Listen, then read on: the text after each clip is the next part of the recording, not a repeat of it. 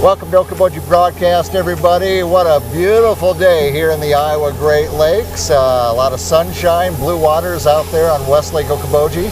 And unlike anything in Northwest Iowa, not a lot of wind today. So it's gorgeous out here. Mindy Gress is here with me. She's the new foundation president for the Okoboji Foundation. And Mindy, welcome. Thanks for having me outside your offices here. Well, thank you. I'm excited to be here with you. Yeah, this is great. You know, Okoboji Foundation, how many years has the foundation been around now? I'm trying to think. Oh gosh, a lot of years, since the early 80s, I believe. Yeah, and they have made funds available for so many different entities here within the Iowa Great Lakes over those years. Yes. It's a great tradition, great foundation. What's a little bit of your background, Mindy? Yeah, well, so you know, I used to work for the Community Foundation of Northeast Iowa over in Waterloo, and was there for about 5 years working with our county affiliates. Okay. Did that for about 5 years, and then that's when my husband and I decided we wanted to move closer back to the area that I grew up in, and that's when I took the position at the Spencer Hospital Foundation. Okay. And worked there for about 8 years. And then when this position came back open, I kind of felt like I was going home in two senses. You know, getting back to the community foundation world, right. Which is a world that I love. It's a world that can speak to everyone. Right.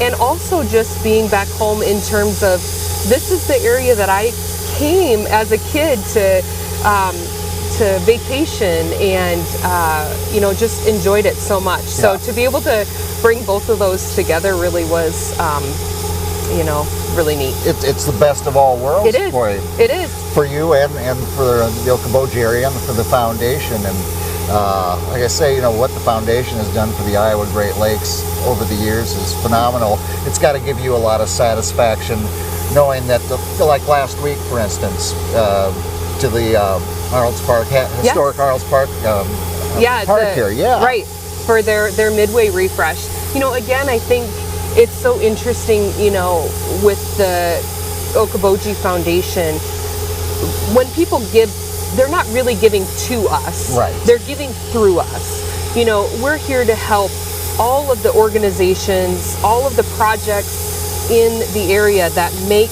the lakes what it is. Yes. You know, and so when I think back to my time here as a kid, I didn't know then that these places that I loved visiting and the experiences that I loved having here were really being supported by generous donors. Yes. You know, and so now to come full circle in that, and for others in the community, those that are even traveling outside of our community to be here with us in the summer or for vacation, you know, they love this area too, and so they come to the Okoboji Foundation to say, how can I help? Right. I want to keep this a vibrant place. Yeah, and it's those people, and you know, being part of philanthropy is can be so self-fulfilling, and you can do it so many different ways. You can Absolutely. You can give annual gifts. You can say you sell a parcel of land and you like some of the proceeds to go towards. You can even do it past being here on the planet and put something in your will.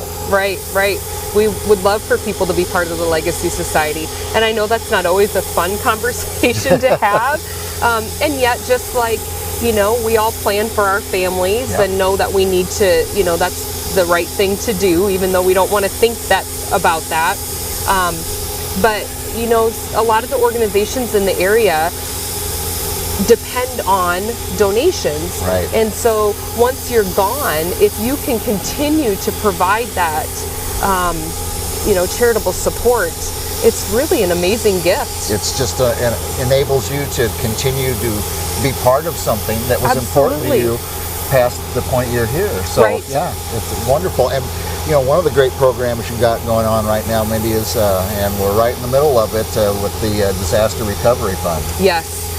You know, so we've had over $70,000 that have come in from donations for that fund, and we've given out a little over $40,000 so far, and we continue to have needs just trickle in here and there, but that is a fund that will just continue to be. We know that once, you know, hopefully soon enough, we can be past this disaster, so to speak, there will be other times where that fund will come into play. And so we just want to be here for the community when they need us. Exactly. And you know, you teach our young people and the history of youth and philanthropy in our area, taking these young people with deep roots, and their parents and grandparents could have deep roots in the Iowa Great Lakes, and teaching them what philanthropy and being able to give is all about. Absolutely. You know, our Youth and Philanthropy group our program has been around for 11 years now, and I would say that it is well known in this area. And we take in 25 kids per year to be part of this group, and we consistently have more that apply. We like to keep the group small because we want it to be a well-rounded experience. We want to be able to teach them about philanthropy. We want them to understand what organizations around the community are doing for them. Yes. We want them to fundraise. You know, that's a big piece of how we have dollars available, right? Right. We want them to then sit down and look through those grant applications and use some really good thought processes to say, how is this going to benefit, and who is this going to benefit? How many people can we reach? And so it really is just an excellent program. And, you know, I'll kind of go back to even, you know, thinking about my high school years. I knew philanthropy existed, but I didn't know how to get involved, maybe, to that extent. And so I just think it's a fantastic program. Oh, it is. And it makes the roots they already have in this area even deeper, and the fact that they have to do the fundraising and they make choices of where the funds are going to go. And learning, you're right. Learning about whether it's the Bedell Y, the trails, whatever it is. They learn what that brings to our area as part of a big piece of the pie. Right, and I'll expand on that a little bit because we learn from them too. You know, we like to talk to them about, as the younger generation, what do you see as the need? What keeps you fulfilled here in the Lakes area, and what brings you back, you know, after school? And so, yeah, it's just definitely a well-rounded program. Yeah, and I think it also helps propel, you know, those young people that when they get those roots here and they have a deep feeling about this area, you're right, when they go to school and wherever they may go to school, they look back at their education, the lifestyle they had here in the Iowa Great Lakes.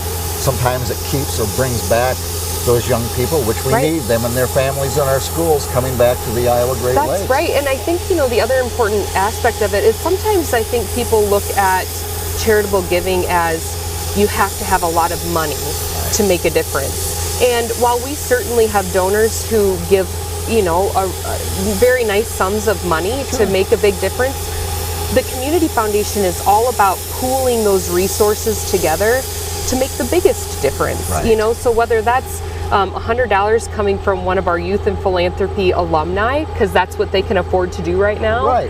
Or if that is, you know, a younger family who starts one of their seed funds with us and grows it year after year, or if that's a well-established family that can give right now, it's what we do together. And so it's just really, I love the Community Foundation. And it all makes a difference. It all makes a difference, yes.